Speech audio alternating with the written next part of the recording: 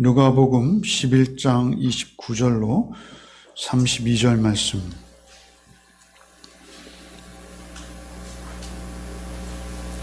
(11장 29절부터) 함께 읽겠습니다. 무리가 모였을 때 예수께서 말씀하시되 이 세대는 악한 세대라. 표적을 구하되 요나의 표적밖에는 보일 표적이 없나니 요나가 니느웨 사람들에게 표적이 됨과 같이 인자도 이 세대에 그러하리라. 심판 때에 남방 여왕이 일어나 이 세대 사람을 정죄하리니 이는 그가 솔로몬의 지혜로운 말을 들으려고 땅 끝에서 왔음이거니와 솔로몬보다 더 큰 이가 여기 있으며 심판 때에 니느웨 사람이 일어나 이 세대 사람을 정죄하리니 이는 그들이 요나의 전도를 듣고 회개하였음이거니와 요나보다 더 큰 이가 여기 있느니라. 아멘. 주님 감사합니다. 오늘도 주님 앞에 우리의 정성을 모아 드릴 수 있는 건강과 또 여건과 환경을 허락하신 주께 감사 또 무한 감사를 드립니다. 많은 어려움 속에서도 헌신하는 각자의 자리에서 교회를 섬기는 손길들 우리 주께서 친히 임재하시고 저들을 인도하여 주시고 저들을 지켜주시사 오직 어떠한 세파에도 떠내려가거나 흘러가지 않게 하시고 오직 주님 붙들고 주와 온전한 동행의 삶을 이루는 복이 저들 각자의 생활의 터 위에 항상 있게 하여 주옵소서. 이 시간도 오직 주의 말씀 듣기를 원합니다. 성령께서 기록하신 주의 말씀, 특별히 주께서 우리에게 주신 말씀의 한 자락이라도 붙들기를 원하오니 주 우리 각자의 심령을 긍휼히 여기사 우리 가운데 찾아오시어서 주의 음성 듣도록 주여 우리에게 긍휼을 베풀어 주옵소서.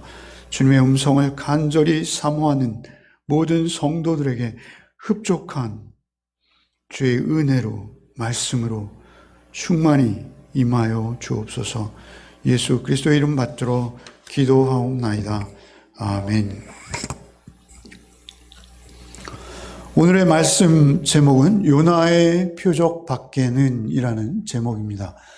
여러분이 묵상하는 성서 유니온에서도 이날의 묵상 말씀의 제목을 요나의 표적 밖에는 이라는 제목으로 이렇게 정하고 있습니다. 이 말씀을 하신 배경을 우리가 먼저 알 필요가 있는데요. 오늘 본문이 있는 누가복음 11장 앞에 16절에 보시면 이런 말씀이 있습니다. 16절에 또 더러는 예수를 시험하여 하늘로부터 오는 표적을 구하니 그들이 예수께서 그들 가운데 말 못하는 귀신 들린 자를 치유하셨어요. 말 못하는 이유가 어떤 육체적인 결함보다는 귀신 들림으로 인해서, 귀신 들림의 현상으로 인해서 말 못하던 자였던 것이죠. 그러한 자를 치유하시자 그 주변에 있던 자들, 마태복음에서는 특별히 바리새인과 서기관들, 다른 공관복음서에는 그렇게 그들을 지명하는데요. 누가복음에서는 그 무리들 가운데 어떤 이들이 하늘로부터 오는 표적을 보여주소서. 심지어는 바알세불의 힘을 빌려서 저러한 일을 한다라고 모함하고 참소하는가 하면 또 어떤 이들은 그것으로 부족하니 하늘로부터 오는 또 다른 표적을 우리에게 보여서 당신이 우리를 구원하는 메시아인 것을 증거하라 이렇게 요구하고 있는 것이죠. 그들의 그러한 요구에 대해서 예수께서는 요나의 표적 밖에는 너에게 별 표적이 없다라고 말씀하시는 것이죠. 오늘 본문이 되는 29절 말씀을 함께 읽겠습니다. 우리가 모였을 때 예수께서 말씀하시되 이 세대는 악한 세대라. 표적을 구하되 요나의 표적 밖에는 보일 표적이 없나니 예수께서는 슬픈 탄식을 하시고 계신 것입니다. 이 세대를 악한 세대다라고 규정하시고 보일 표적이 더 이상은 없다라고 말씀하시는 것이죠. 다른 사건, 다른 표적을 보일 필요가 없다라고 말씀하시는 것이죠. 표적을 받아들이지 않기로 결정한 자들입니다. 바알세불의 힘을 빌려 마귀를 쫓아낸다라고 해석하는 것이죠. 예수님을 오히려 사탄의 도구라고 말하는 것입니다. 예수님을 사단 또는 마귀의 수하로 참소하는 것이죠. 여러분, 그들이 왜 이러한 반응을 보이고 있을까요? 그것은 우리가 잘 알고 있듯이 자신들의 지위, 소위 우리가 말하는 기득권, 종교 지도자로서 예수를 인정하고 싶지 않은 것입니다. 자신들이 기대하는 예수의 모습이 아닌 거예요.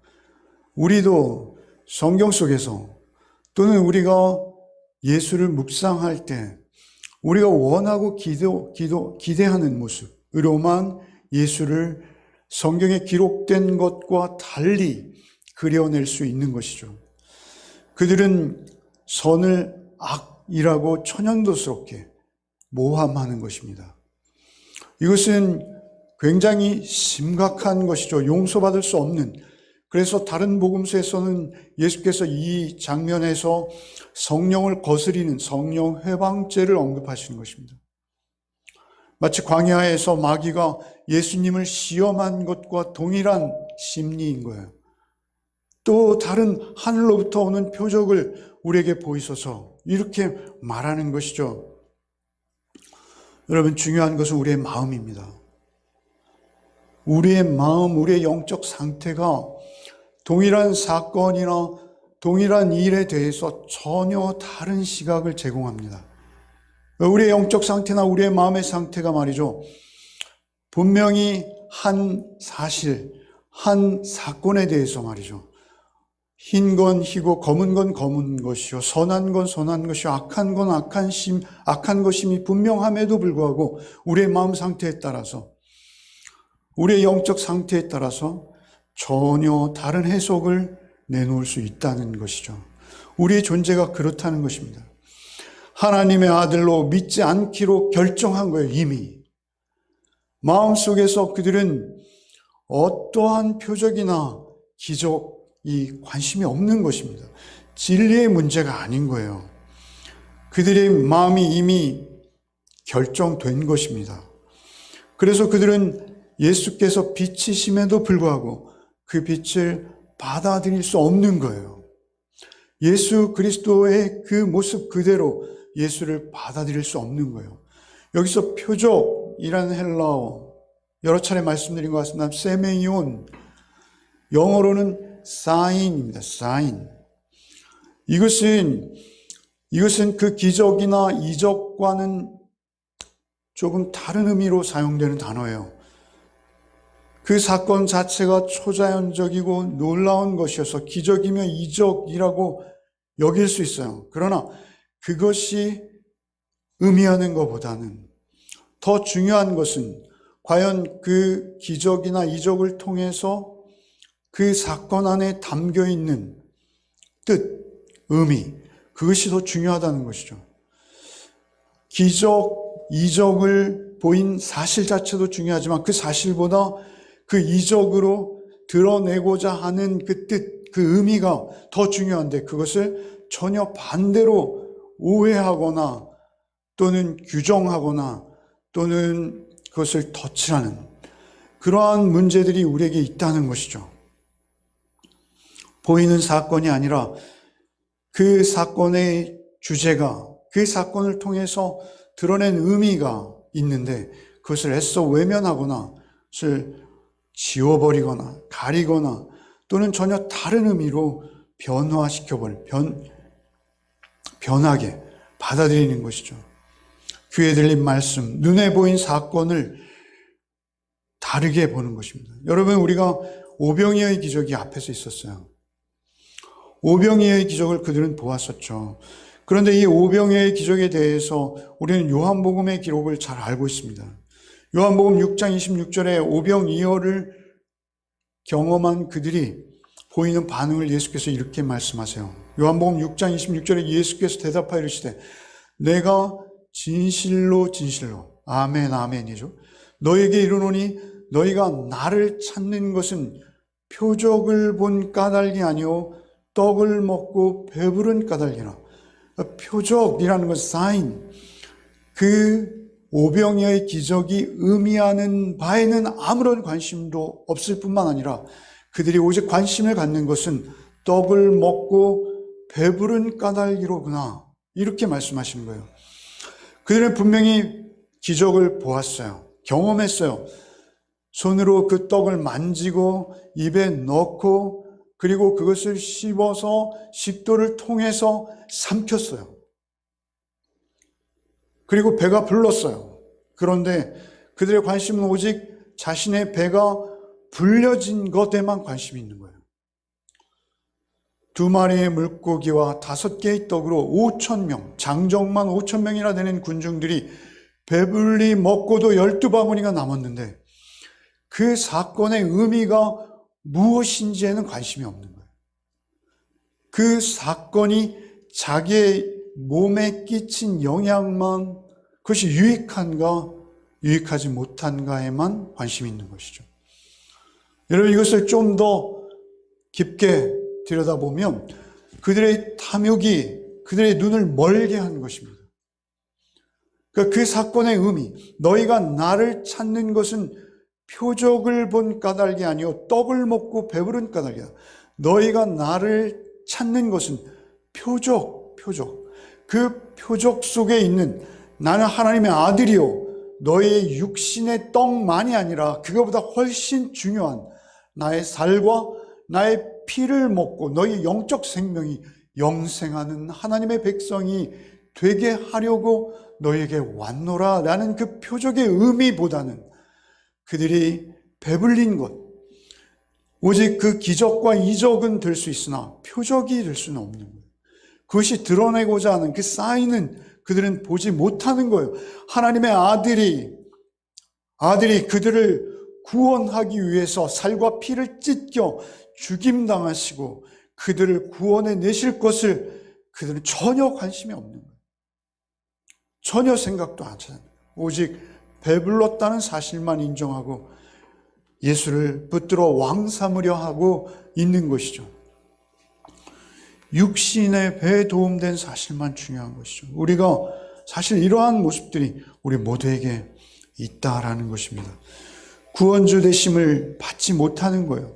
기적과 이적은 보았으나 구원의 표적을 못 보는. 여러분, 그래서 예수께서는 지금 오늘 본문에 니느웨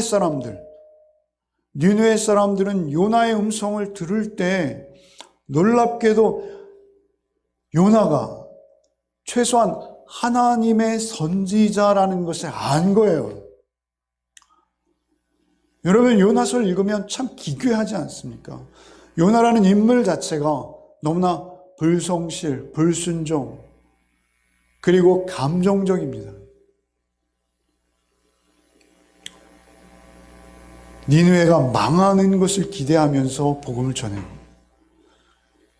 그리고 그 망하는 모습을 보려고 누워서 기다리다가 그 넝쿨 하나가 자기에게 그늘을 제공하자 기뻐하죠. 그러다 그것이 마르니까 하나님을 원망해요. 요나라는 선지자라는 그 인물이 중요한 것이 아니라 그 표적을 예수께서는 자신의 표적과 동일시하시면서 비유하시는 거예요.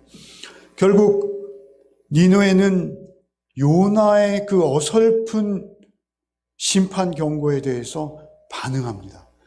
그리고 멸망을 면할 수 있었어요. 아마도 그가 물고기 뱃속에서 살아났기 때문에 그러지 않았을까라고 많은 학자들이 추적합니다. 요나는 사흘길이나 되는 그 큰 니느웨 성을 단 하루만 회개하라, 하나님이 너희를 심판하실 것이다, 그 외에는 한 말이 없어요. 그런데 많은 주석가들은 어떻게 그 말을 하나님의 음성으로 듣고 반응했을까? 그것은 아마도 요나가 경험했던 죽음과 생명의 그 사건이 아니었을까? 그런데 사실은 그건 중요하지 않습니다. 그건 중요하지 않고요. 더 중요한 것은 무엇이냐면 이 말씀을 듣고 있는 이스라엘입니다. 이스라엘 사람들은 요나를 잘 알고 있고요. 예수께서 요나를 예화로 드실 때 요나의 어떠한 측면들을 강조하시고 비유하시는지 금방 알아들을 수 있습니다. 그들은 바리새인이요 서기관이요 또한 적어도 이스라엘 사람입니다. 그래서 니느웨는 회개하고 돌이켰다는 것이죠.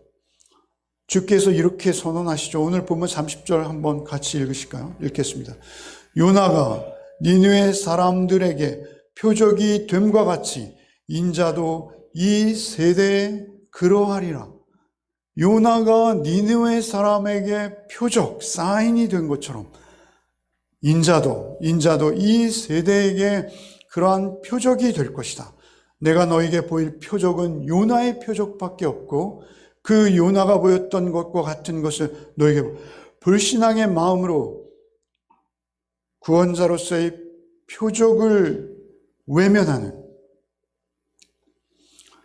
그래서 나의 표적밖에는 내가 보일 표적, 가장 중요한 표적은 요나가 보였던 표적과 동일한 거야 라고 말씀하신 것이죠. 요나의 표적이 도대체 무엇일까요? 우리는 좀 더 구체적으로 알 필요가 있습니다. 여러분, 마태복음에서는 이 사실을 동일한 사건인데요, 좀 더 구체적으로 묘사하고 있어요. 여러분, 사실 누가복음에서 요나의 표적을 인용하는 것이 마태복음과 조금은 다른 뉘앙스나 무게감일 수 있습니다. 그러나 그것이 중요하진 않습니다. 그것 또한 중요하지 않아요. 왜냐하면 이 사건은 한 번의 사건이었어요. 동일한 사건입니다. 동일한 배경에서 동일한 말씀을 하시는 거예요. 그러니까 예수님의 말씀이 중요한 거예요. 마태복음 12장 40절에는 이렇게 말씀하세요. 요나가 밤낮 사흘 동안 큰 물고기 뱃속에 있었던 것 같이 인자도 밤낮 사흘 동안 땅 속에 있으리라. 더 이상 구체적일 수 없어요. 요나가 밤낮 사흘 동안 물고기 뱃속에 있었던 것 같이 인자도 밤낮 사흘 동안 땅 속에 있으리라. 굉장히 단순한 비교예요. 물고기 뱃속에서 다시 살아났던 요나. 사실 요나는, 예수님과 요나의 차이는 많이 달라요. 요나가 죽었다가 살았다라고 볼 수는 없어요. 그러나 그 대목을 예수께서 이렇게 인용하시는 거예요. 밤낮 사흘 동안 큰 물고기 뱃속, 사흘 동안 큰 물고기 뱃속에 있었던 것 같이 인자도 밤낮 사흘 동안 땅 속에 있으리라. 예수께서 너무나 구체적으로 요나의 표적 앞으로 예수께서 펼치실 구원 사역을 직접 비유하신 것입니다. 물고기 뱃속에서 다시 산 요나, 땅 속에 묻혔다 다시 사신 예수 그리스도를 예수께서 직접 비교하시는 거예요. 여러분, 이 사건을 예수께서는 비유하시고자 하시는 것이죠. 요나가 탔던 배가 풍랑을 만나 침몰할 수밖에 없는 위기에 처합니다. 이때 그 배에 승선한 모든 사람들이 이 재앙이 무슨 연고로 우리에게 임하였는가? 우리가 제비를 뽑아보자. 그리고 제비를 뽑아보죠. 그러나 말이죠, 놀라운 것은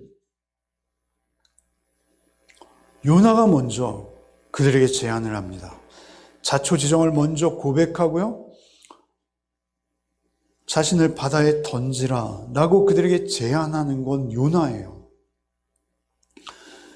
요나가 그러한 제안을 함에도 불구하고 그들은 내켜하지 않습니다. 그럼에도 불구하고 자신들의 생명을 보존하고자 요나를 풍랑의 바다로 던져버리는 것이죠.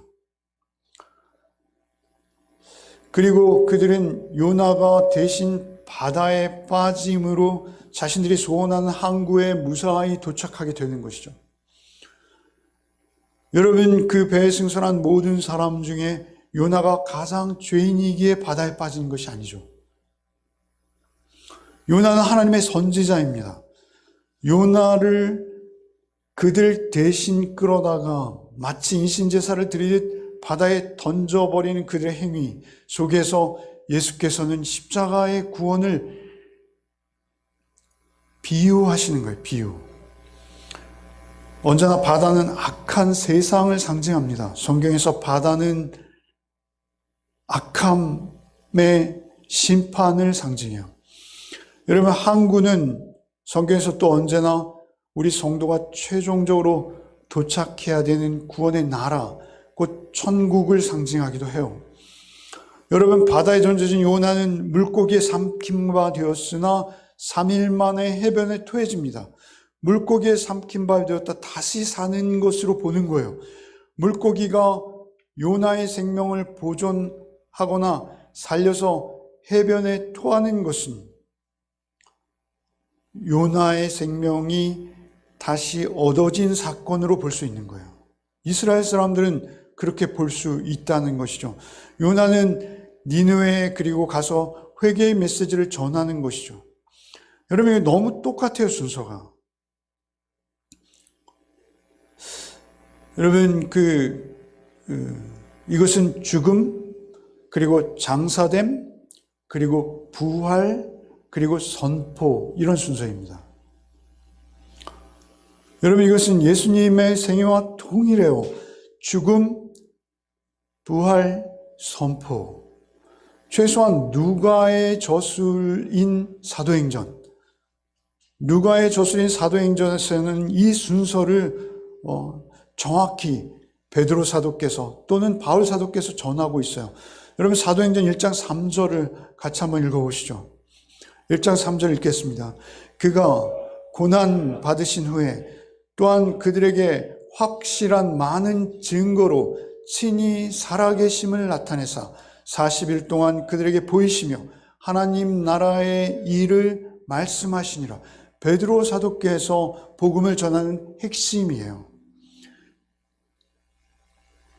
고난받으신 후에 그에게 확실한 많은 증거로 친히 살아계심을 나타내사 40일 동안 그들에게 보이시며 하나님 나라, 곧 천국의 일을 말씀하셨다라고 예수님의 생애를 정리하는 것이죠. 바울 사도께서도 역시 사도행전 17장 31절에 이렇게 말씀하세요. 같이 한번 읽겠습니다. 이는 정하신 사람으로 하여금 천하를 공의로 심판한 날을 작정하시고 이에 그를 죽은 자 가운데서 다시 살리신 것으로 모든 사람에게 믿을 만한 증거를 주셨음이니라 하니라.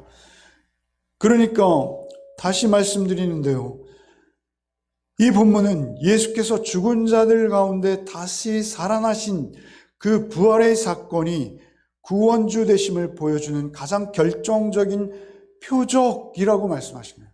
표적. 그 표적 외에는 중요한 표적이 없다라는 것이죠. 제자들과 함께 지내시면서 사실 제자들에게 그 많은 이적과 기사를 보이셨죠. 죽은 사람을 살리고 중풍병자를 고치고 많은 치유의 이적을 베푸셨어요. 여러분, 우리 기독교를 사실 그러한 신비한 사건들이 존재하는 종교로 받아들이는 건 무리가 없습니다. 그러한 사건들은 분명히 존재해요. 그들이 죄의 용서를 받고 그들이 놀라운 존재와 신분으로 변할 뿐만 아니라 그들의 육신의 장애나 또는 질병이 떠나가고 치유함 받는 놀라운 역사들이 분명히 주님의 은혜 가운데 있어요. 그러나 그것이 중요한 것은 아니란 말입니다. 그것이 우리의 목적은 아니란 말입니다. 그 목적은 오직 주께서 십자가에 죽으시고 다시 사셔서 우리의 영혼을 구원해내셔서 이 땅에서도 하늘을 누리고 하나님의 영원한 천국을 소망하며 그 소원의 항구를 향해서 우리의 항해를 멈추지 아니하고 실수하지 아니하고 다른 곳에 흘러 떠내려가지 아니하고 그 소원의 항구에 이르도록 우리를 구원해내시기 위해 예수께서 죽음에 이르신 그 십자가의 사역이 우리에게 가장 중요한 표적인 거예요. 그리고 다시 사신 예수가 우리에게 유일한 표적인 거예요. 그 표적이 없으면 우리에겐 아무 의미가 없는 거예요. 그 표적 외에 우리에게 더 이상 중요한 표적은 없다는 것을 예수께서는 강조하시는 거예요. 그들은 그 표적마저 인정하지 않을 거예요. 이 사건과 이 말씀을 통해서 예수께서는 당신이 십자가에 죽임당하실 것과 다시 사실 것을 또한 강조하시고 이것 외에는 없다라고 말씀하신 거예요. 여러분, 예수께서는 이미 여러 차례 순환을 예고하셨어요. 누가복음 9장 22절에 이르시되 인자가 많은 고난을 받고 장로들과 대상들과 서기관들에게 버림받아 죽임을 당하고 제3일에 살아나야 하리라 하시고, 이게 3차례씩 언급하셨어요. 정식으로는. 그러나 사실은 예수 그리스도의 메시지 전체는, 메시지 안에는 다 이 코드가, 이 비유가, 이 암호가 담겨 있는 거예요. 그래서 우리는 요나의 표적밖에는 너에게 보일 표적이 없느니라라는 이 말씀 속에서도 우리는 십자가와 부활의 주님 외에는 내가 믿을 주님이 없음을 깨달아는 것, 그것이 우리에게 요구되는 것입니다. 회개를 촉구했을 때, 니느웨가 회개의 촉구를 받았을 때 그들에게 회개의 운동이 일어났듯이 예수께서 말씀을 선포하실 때, 그 십자가와 부활의 복음이 선포되어질 때 그들이 회개하고 주께 생명 얻어야 될 것을 촉구하시는 것입니다. 오직 한 가지 목적이신 거예요. 예수께서 그들에게 다시 사신 모습으로 분명히 오실 거예요. 현존하셨던 그 부활의 모습으로 오시는 것이죠. 그러나 주께서는 성령으로 다시 오셨고 승천하셨으나 다시 오셨고 우리 안에 이제는 실존으로 다시 오실 것을 우리에게 약속하고 계신 거예요. 여러분, 악한 세대, 아주 저주스러운 세대인 것이죠. 그 선포를 사실은 들을 수밖에 없고 그들은 끝까지 예수를 거부하다가 여러분 그들의 생애를 마치고 마는 것이죠. 여러분, 오늘 본문이 있는 그 다음에 이어지는 본문이 무엇이냐면요, 몸에 등불인 눈에 대해서 말씀하세요. 여러분, 귀신 들려 듣지 못하는 자를 치유하신 사건으로 이 말씀들이 나오게 된 것이죠. 그런가 하면 이제는 그 결론 부분에, 그 이어지는 부분에 이제는 눈을 말씀하세요. 여러분, 말하는 것, 보는 것 다 중요한 것이죠. 우리의 존재를 드러내는 수단들입니다. 그런데 그 몸에 등불인 눈에 대해서 누가복음 11장 34절 이렇게 말씀하세요. 오늘 본문에서 바로 이어집니다.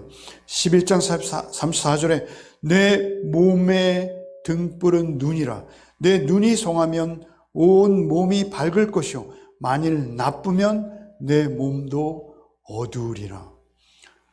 내 눈이 건강하면 내가 내 자신의 몸도 밝은 몸으로 유지할 것이요 내 눈이 나빠 건강하지 못해서 볼 수 없다면 내 몸도 어두워질 것이다. 사실 이런 의미죠. 1차적인 의미는 그렇습니다. 눈이 건강하면 온몸이 깨끗할 것이요 눈이 나쁘면 내 온몸도 더러워진다 라고 하시는 것이죠. 이 말씀이 내 몸, 내 육신의 몸의 건강을 유지하기 위해서, 깨끗함을 유지하기 위해서 내 눈이 건강해야 돼, 이렇게 말씀하신 건 아니죠. 비유로 역시 포함되어 있지만 이 말씀의 의미는 우리가 영적으로 봐야 되는 것이 분명하죠. 눈의 건강을 잘 유지해, 고작 이런 말씀을 하신 게 아니라는 것입니다. 여기서 잘 보라는 것은 이 악한 세대, 이 잘못된 세상 가운데서 영적 눈을 열어서 예수 그리스도의 표적을 보라는 것입니다. 예수 그리스도의 표적을 바로 볼 때 그들은 등불이 된다는 거예요. 그 빛이 들어온다는 거예요. 그 빛을 보게 되면 너희도 등불일 수 있다라고 말씀하신 거예요. 밝음이 될 수 있다는 거예요. 표적을 경험한 자만 눈이 열릴 것이라는 거예요. 그 표적을 경험하지 못하면 우리의 눈은 욕심과 정욕에 멀어버리고 아무것도 볼 수 없다는 것입니다. 귀신 들렸으면 말할 수 없다는 것입니다. 여러분, 말하지 못하는 자가 육신의 장애로 혀가 짧아서 혹은 입이 벌어지지 않아서 말을 못하는 것이 아니라 오늘 치유하신 것, 귀신 들려 말 못하는 자예요.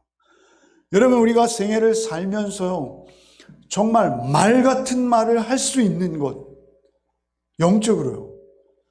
그것도 오직 이 요나의 표적을 경험한 자만이 말할 수 있습니다. 요나의 표적을 경험한 자만이 등불이 될 수 있어요. 그 빛을 볼 수 있어요. 그 빛을 받아들이고 세상을 분별할 수 있는 힘과 능력을 얻을 수 있다는 것입니다. 세상의 어떤 사건과 사고도 영적인 세계에서 영적인 안목으로 선, 악 간에 분별하고 구별하고, 그러한 지성과 영성은 오직 표적 안에서만 가능하다는 거예요. 그 표적을 경험한 자만 눈이 열리고 그 표적을 경험한 자만 귀가 듣게 되고 그런 것이죠.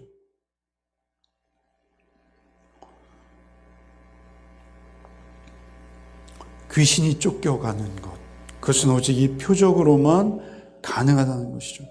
예수의 그림자에 불과한 요나의 표적만으로도 저들은 하나님의 음성을 들은 거예요.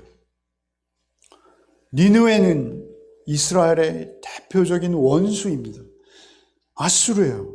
아수르의 수도입니다. 아수르 사람들은 이스라엘의 어린 자녀들을 바위에 내치던 자들입니다. 여러분, 우리가 중국이나 또는 일본이나 이런 외세에 대해서 가지고 있는, 우리가 그들에게 어려움을 당할 때의 감정을 훨씬 초월하는 감정을 가진 자들이에요. 그런데 그 니느웨 사람들이 구원받는 것이 이스라엘에겐 반가운 일이 아닙니다. 더군다나 이방 여인, 이방의 여왕의 여자로서 왕의 위치에 오를 때까지 그 근동 지방의 문화를 알지 않습니까? 그가 여왕에 이르기까지 얼마나, 저는 이런 해석이 가능한지 모르겠는데 세상적이었겠어요. 그가 세상적이지 않으면 여왕에 오르지 못했을 거예요, 아마. 그런데 그 이방 여인이 말이죠, 솔로몬의 소문만을 듣고도 지혜를 얻고자, 지혜의 근본이 누구이십니까? 솔로몬의 지혜를 어렴풋이 듣고도 그것을 확인하고자 그 먼 길을 걸어왔다라는 것이죠. 먼 길을 여행했다는 것이죠. 그럼에도 불구하고 지혜의 본체이시고 더군다나 죽음과 부활의 본체이신 예수께서 그들 앞에서 직접 걸으시면서 말씀하시면서 그들에게 그 표적을 보여주셨는데도 불구하고 그들이 복음을 거절한다면 그들이 심판대 앞에서 너희를 정죄할 것이다. 여러분, 우리 역시요, 성경의 표적과 이적과 기사를요, 우리의 뜻과 생각대로 음란하며 악한 해석을 할 수 있어요.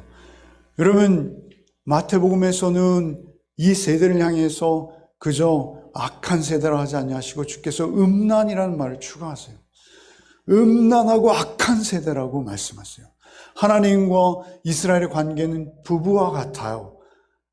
그런데 그 부부의 관계를 배반한 자들, 하나님을 자신들의 구원주로 여기지 않는 자들, 결국 그들이 경계해야 될 것은 무엇이냐면요, 여러분, 이방 사람들조차도 구원 얻는 세태가 오는데 오히려 그 안에 있고 스스로를 하나님의 백성이라 여기면서도 음란한 마음으로 표적의 외적인 모습만을 선망하고 부러워한다는 것이죠. 여러분, 우리의 기독교의 간증이 무엇입니까? 여러분, 교회마다 들려오는 간증은 무엇입니까? 여러분, 병이 나았다는 간증, 여러분, 사회적으로 출세하고 성공했다는 간증, 여러분, 예수 믿고 죄사함 얻어서 구원받아 하나님의 임재 가운데 성령의 도우심으로 이토록 열악함 가운데서도 제가 버텨내고 있습니다. 이런 간증 들어보신 적 있으신지요? 참 귀한 간증들입니다. 그러한 간증들을 우린 사모해야 될 거예요. 오히려 우리의 어려움과 우리의 곤란함, 우리의 곧 떠내려갈 것 같은 그런 삶의 불안함 속에서도 우리의 신앙을 잃지 아니하고 예수 그리스도께서 나의 구원주 되심을 고백해낼 수 있는, 여러분, 우리 마음에는 바리새인이 될 수도 있고요, 예수님의 진실한 제자가 될 수도 있는 두 마음이 함께 있어요, 늘. 그래서 우리도 예수를 믿는다 하면서도, 하나님의 백성이라 하면서도 예수 앞에서 늘 우리는 바리새인처럼, 서기관들처럼 말씀에 대한 알량한 지식과 조그만 그 이해로 말이죠, 우리가 제자된 삶을 오히려 멀리하면서 우리의 배에만 관심을 가질 수 있다는 것이죠. 예수께서 보이신 십자가와 부활의 은혜가 진정 우리의 신앙의 온전한 기준이 되고 표적이 되고 유일한 생명이 되지 않으면 우리도 흘러 떠내려갈 수 있다는 것입니다. 우리가 이 말씀을 해석할 때 가장 조심해야 될 것은 무엇입니까? 그것은 이 십자가의 용서와 부활의 새 삶이 과연 나의 하루하루의 양식이고 내 모든 삶의 중심인가? 가장 중요한 사건은 무엇인가?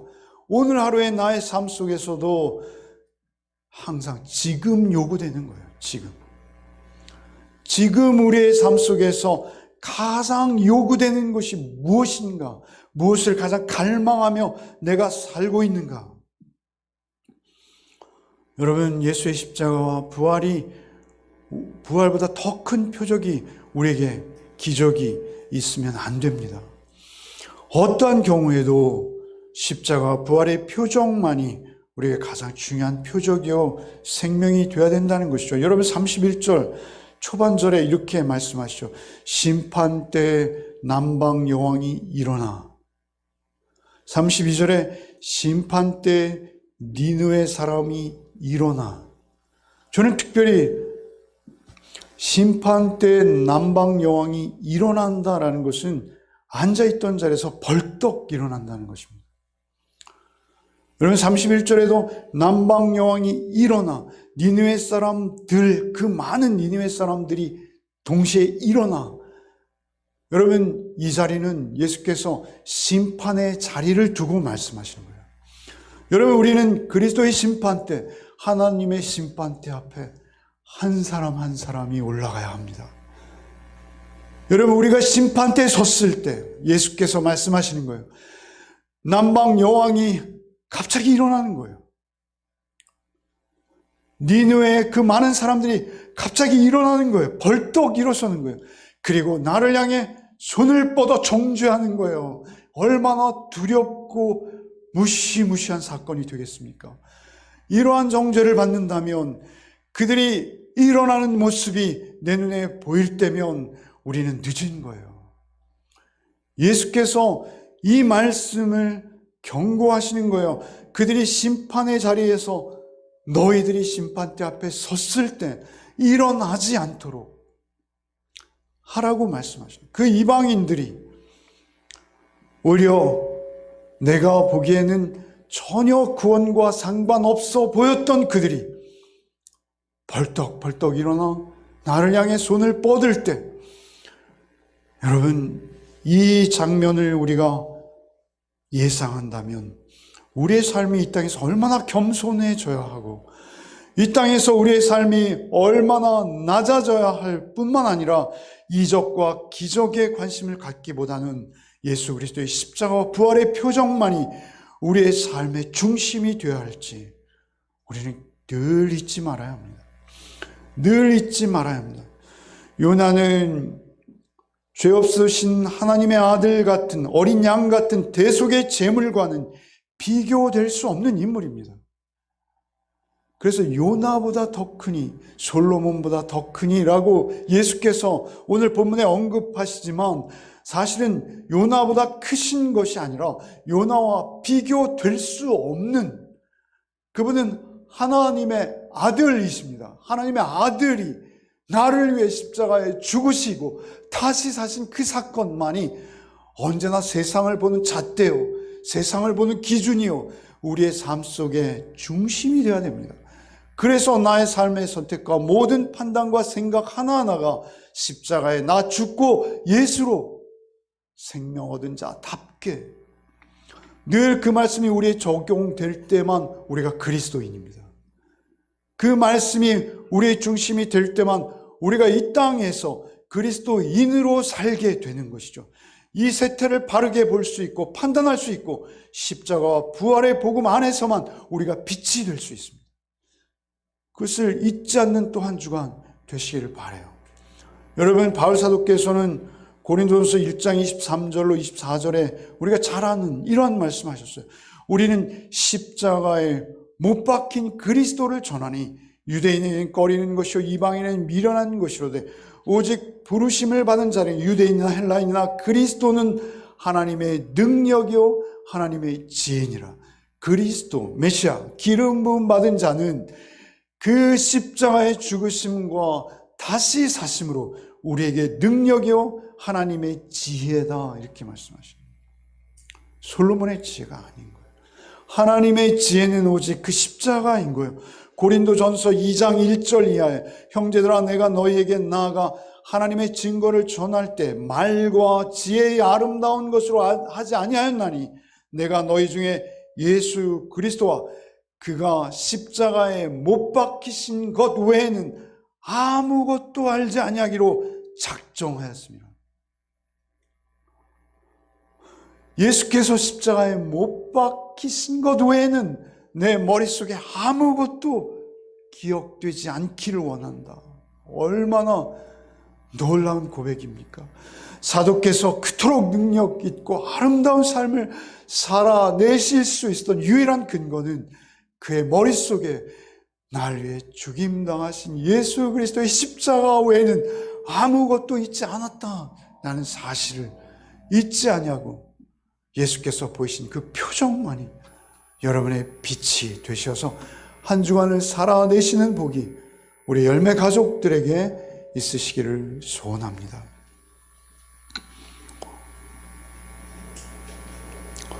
주님, 참으로 우리는 예수께서 보이신 이적과 기적만을 쫓을 때가 얼마나 많은지요. 사람들의 성공신화와 같은 그러한 간증들을 들으며 부러워하며 그것만을 은혜로 여기며 그들의 치유된 은혜만을 우리는 부러워하지 않았는지요. 주님, 우리의 진심이, 우리의 전심이 날 그 멸망받을 죄악에서 구원하신 예수 그리스도의 십자가가 되게 하여 주옵소서. 예수 그리스도의 십자가만이 우리의 마음에 영원한 표대요, 표적이요, 영원한 사인이 되게 하셔서 참으로 그 십자가 안에서 하나님께로부터 주시는 능력과 빛으로 우리의 삶을 감당해내는 우리 각자의 삶이 되게 하여 주옵소서. 하늘로부터 오는 기적을 요구하기 전에 이미 우리에게 임하신 십자가의 은혜가 한 주간도 우리에게 넘치는 시간들로 이어지게 하여 주옵소서. 예수 그리스도 이름 받들어 기도하옵나이다. 아멘.